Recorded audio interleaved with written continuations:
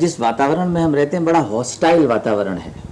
हर तरफ से bacteria, viruses, mycoplasma, rickettsia जैसे बदमाशों के नाम होते हैं, या 32 दांत के बीच में जीभ को बच के रहना होता है, ऐसे ही इंसान की शख्सियत है।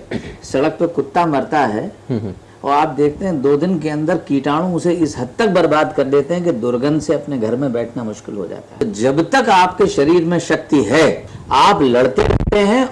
वातावरण में कीटाणु ये पहले से ही मौजूद हैं, नए नहीं आए हैं, और ये खाने को तैयार बैठे हैं।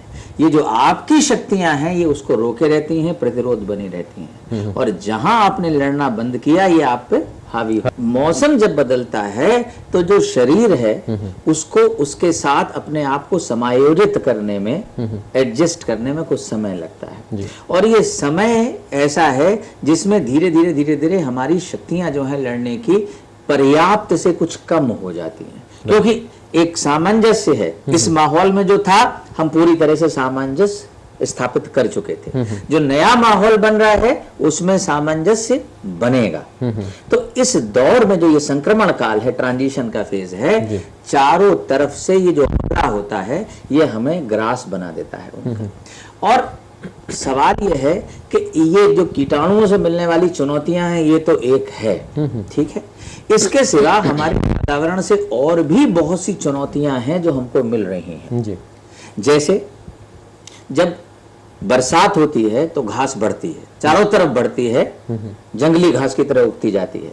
सामान्य तौर पे कम उगती थी, सब जानवर खा लेते थे, तो कभी बड़ी नहीं होने पाती थी। बरसात लगातार चली, आखिर तक चली, घास चारों तरफ उग गई है और जानवरों की खाने की शक्ति से ज्यादा उग चुकी है। नतीजा यह है कि जो घास के पेड़ बड़े बड़े हैं उनमें फूल आ गए हैं। अब वो पॉलन ग्रेन जो अपने हैं, परागकण, उनको हवा में डिस्पर्स कर देते हैं।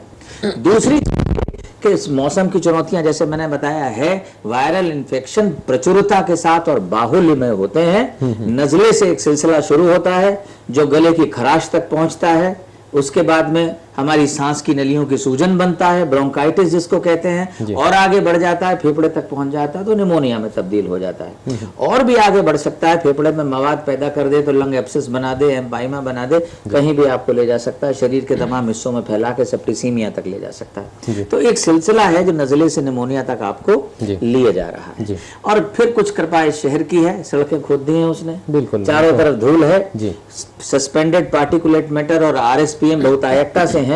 शहरों की आबादी बढ़ गई है, ढेर से लोग नए पैदा हो रहे हैं, कॉलोनियां बन रही हैं। इन कॉलोनियों के अंदर हर आदमी दिवाली मना रहा है, और दिवाली प्रसन्नता, हर्ष, मैरी मेकिंग, अनाज, साधन्यता, इन सबका परिवार त्योहार है।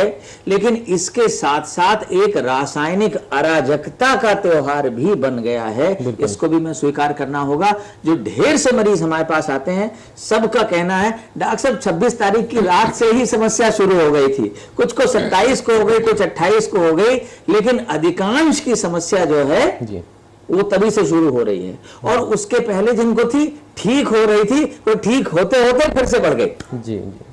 तो ये जो समीकरण बदल रहे हैं ये इस रासायनिक अराजकता के चलते हैं। बारूदी धुआं है जो हमारे फेफड़ों में भर गया है, हमारी सांस की नलियों को आहत कर रहा है। और हमको एक बात बताइए, आपके हाथ में हम सुई चुभाएं और दर्द ना हो तो गलती सुई की या हाथ की?